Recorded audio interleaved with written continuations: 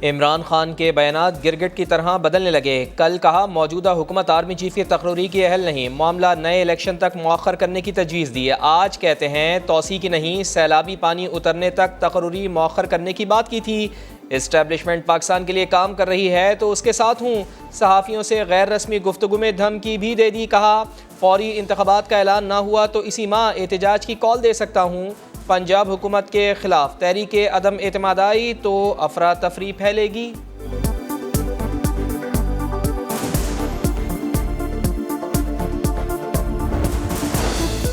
इमरान खान इक़्तिदार की हवस में इतना बेताब और गिर चुका है कि आर्मी चीफ की तकर्री को इलेक्शन और सियासत से नत्थी कर रहा है।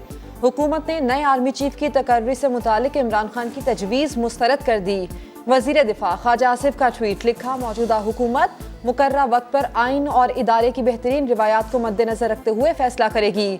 अहम कौमी फैसले सियासी मफादात से मशरूत नहीं होते। साद रफीक बोले, जाली चूरन बेचने वाले को अपना थूका चाटना पड़ रहा है। रियासत का बच्चे जमूरे से अलग रवैया नहीं हो सकता। इंसाफ सबके लिए एक होना चाहिए। दोहरा मयार अपनाया गया तो सवाल उठेंगे।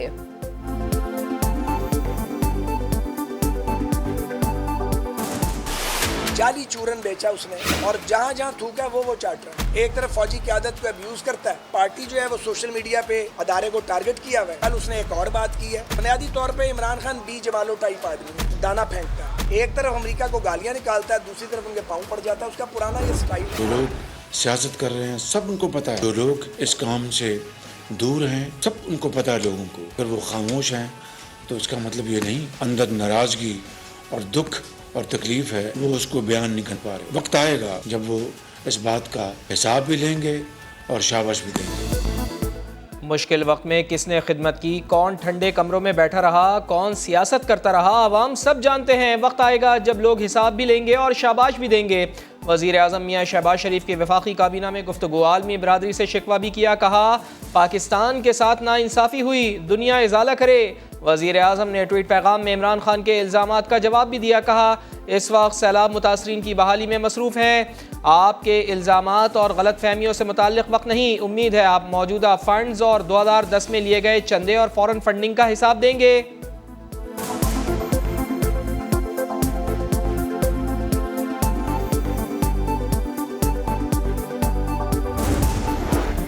इमरान खान दौर में साबिक वज़ीर आज़म के करीबी साथी और PTI के मुबैना फाइनेंसर आरिफ नकवी पर नवाज़िशात की बारिश का इंकशाफ। माली साल 2021-22 की ऑडिट रिपोर्ट ने कच्चा चिट्ठा खोल कर रख दिया। आरिफ नकवी की कंपनी के इलेक्ट्रिक को 3 साल में बगैर किसी मुआहदे के 174 अरब रुपए की RLNG फराहम की गई। 1 लाख क्यूबिक फीट गैस सुई सदर्न कंपनी के जरिए फराहम की गई। बार बार पूछने के बावजूद कंपनी मुआहदे का रिकॉर्ड पेश करने में नाकाम रही।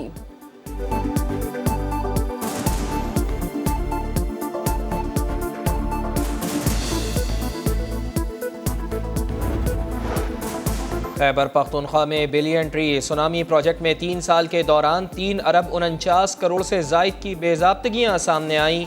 ऑडिटर जनरल की रिपोर्ट में 1 अरब 25 करोड़ 90 लाख रुपए के अखराजात को मशकूक, 98 करोड़ 29 लाख के अखराजात को फर्जी और जाली करार दे दिया गया। 5 करोड़ 10 लाख 7 हज़ार पौधों में से 2 करोड़ 80 लाख लगाए गए। 2 करोड़ 30 लाख पौधों का कोई निशान ना मिला।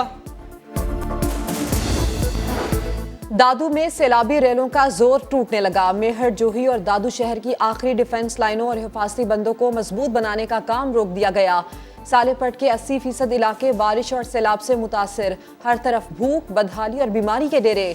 लोगों ने रेत के टीलों पर पनाह ले ली। बोबिक में कश्ती उलट गई। बुजुर्ग, खवातीन और बच्चे फंस गए। फौजी जवानों ने बर वक्त रेस्क्यू ऑपरेशन करके सबको बचा लिया। दादू में मुतासरीन की कश्ती में आग भड़क उठी। लोगों ने पानी में छलांग लगाकर अपनी जान बचाई।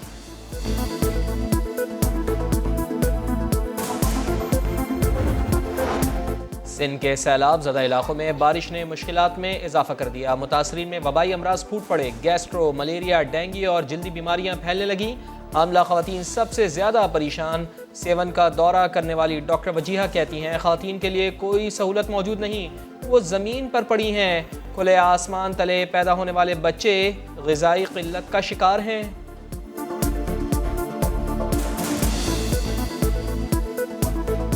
उन्हें देख के वहाँ पे दिल लरस जाता है कि जिस तरह से वो लेटी हुई है इतनी तपती धूप में। कुछ का घर कितना है, एक चादर बिछी हुई है, एक एक चादर आपका घर है जिसमें 7-8 कुंबे के लोग हैं। एक प्रेग्नेंट औरत है 8 माह की जो लेटी हुई है। सऊदी अरब ने पाकिस्तानी सैलाब ज़दगान की मदद के लिए कौमी एहतियात की मुहिम शुरू कर दी। इमदाद मुस्तहिक अफराद तक पहुँचाने के लिए कड़ी निगरानी की जाएगी। अवाम दिल खोल कर ताउन करें, शाह सलमान मरकज़ की अपील। एर्थुरल ड्रामे के अब्दुर्रहमान गाजी भी पाकिस्तान में मौजूद। अदाकार जलाल की सैलाब ज़दगान की मदद की अपील। तुर्की जिंदाबाद, पाकिस्तान जिंदाबाद के नारे लगाए।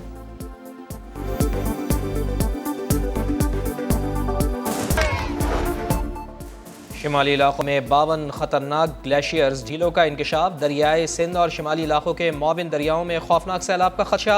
सैलाबी रेले का हजम 5.5 लाख क्यूसेक तक हो सकता है। ऑडिटर जनरल पाकिस्तान की तहलका खेज थीमेटिक ऑडिट रिपोर्ट में खतरे की घंटी बजा दी। रिपोर्ट के मुताबिक PTI हुकूमत ने नेशनल फ्लड प्रोटेक्शन प्लान 4 पर काम न किया, 300 अरब सड़क मंसूबों पर उड़ा दिए। ग्लेशियर्स मॉनिटरिंग नेटवर्क प्रोजेक्ट में बदतरीन नाअहली का मुजाहरा किया गया। कराची में मुसलसल दूसरे दिन भी तेज आंधी के साथ रिमझिम, मौसम खुशगवार, कहीं हल्की तो कहीं मूसलाधार बारिश। गर्मी और हब्स की छुट्टी हो गई। चंद मिनटों में सड़कों का वही हाल। Gurumandir, M A Jinnah road, university road, Shahrah Faisal और तारिक रोड समेत मुख्तलिफ इलाकों में पानी जमा हो गया। नॉर्थ नाजिमाबाद में मरकजी शाहराह भी पानी पानी। ट्रैफिक की रवानी शदीद मुतासर हुई।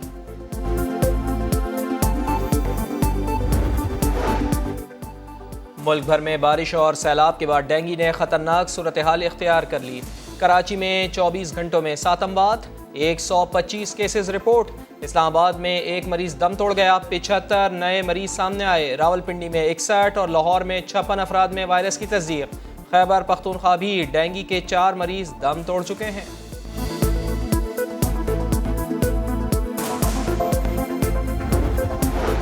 इस्लामाबाद हाई कोर्ट ने लापता शहरी हसीब हमजा को कल सुबह पेश करने का हुक्म दे दिया। MI, ISI, स्पेशल ब्रांच और IB के सेक्टर कमांडर तलब। चीफ जस्टिस अतर मिनुल्लाह ने रिमार्क्स दिए, दुनिया की बेहतरीन एजेंसीज के लिए लापता शहरी को ढूंढना कोई मसला नहीं। अगर ऐसा नहीं हुआ तो हर एक को बुलाकर उसके खिलाफ कार्रवाई करेंगे। इस्लामाबाद हाई कोर्ट की हुदूद में ये सब बर्दाश्त नहीं किया जाएगा। रेंटल पार करप्शन केसेस में 7 साल बाद बड़ी पेशरफ। नैब कवानीन में तरमीम के बाद एहतसाब अदालत ने साबिक वज़ीर आज़म राजा परवेज़ अशरफ के खिलाफ 6 रेफरेंसेस नैब को वापस कर दिए। अदालत ने करार दिया, नैब कानून में तरमीम के बाद रेंटल पार केसेस का ट्रायल नहीं हो सकता। शरीफ खानदान के खिलाफ एक और झूठा प्रोपेगेंडा। मरियम नवाज के साहबजादे जुनैद सफदर की गिरफ्तारी की झूठी खबर सोशल मीडिया पर वायरल कर दी गई। तस्वीर को जुनैद सफदर की डिग्री के साथ जोड़ा गया। जुनैद सफदर ने जवाब दिया, ये तस्वीर 2018 की है, जब वो PTI कारकुनों के हमले का दिफा करते हुए गिरफ्तार हुए थे। झूठी खबर फैलाने वाले सहाफ़ी ने ट्वीट डिलीट कर दिया, लेकिन माफ़ी नहीं मांगी। डिग्री में दिलचस्पी रखने वालों को मुतल्लिका यूनिवर्सिटी से तस्दीक का मशवरा। PTI रहनुमा अली अमीन गंडापुर की वाइस चांसलर गोमल यूनिवर्सिटी को मुबैना धमकी, कहा खुद मुस्ताफ़ी हो जाओ वरना निकाल कर दम लूंगा। VC गोमल यूनिवर्सिटी ने गवर्नर खैबर पख्तूनख्वा को खत लिख दिया। लाहौर के इलाके मनावा में 10 साला बच्ची का ज्यादती के बाद कत्ल का केस। मरकजी मुलजिम स्विमिंग पूल का मालिक अली रजा निकला। पुलिस के मुताबिक बच्ची को ज्यादती के बाद गला दबाकर कत्ल किया गया था। फैसलाबाद में भत्ता ना देने पर पिज्जा शॉप में फायरिंग, वाक़े की वीडियो सामने आ गई। पुलिस ने मुकदमा दर्ज करके मुलजिम की तलाश शुरू कर दी। IMF प्रोग्राम की बहाली के बावजूद डॉलर नीचे ना आ सका। इंटरबैंक में डॉलर 2 रुपये 12 पैसे महंगा होकर 231 रुपये 92 पैसे का हो गया। ओपन करेंसी मार्केट में डॉलर की कीमत 240 रुपये पर जा पहुंची। पाकिस्तान स्टॉक एक्सचेंज में मामूली तेजी। 100 इंडेक्स 139 पॉइंट्स के इजाफे से 42,000 पॉइंट्स पर बंद हुआ।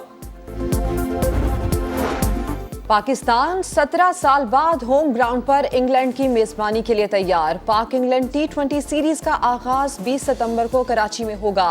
नेशनल स्टेडियम कराची में सीरीज की तैयारियां शुरू। पाक इंग्लैंड टीमें 16 सितंबर से प्रैक्टिस का आगाज करेंगी।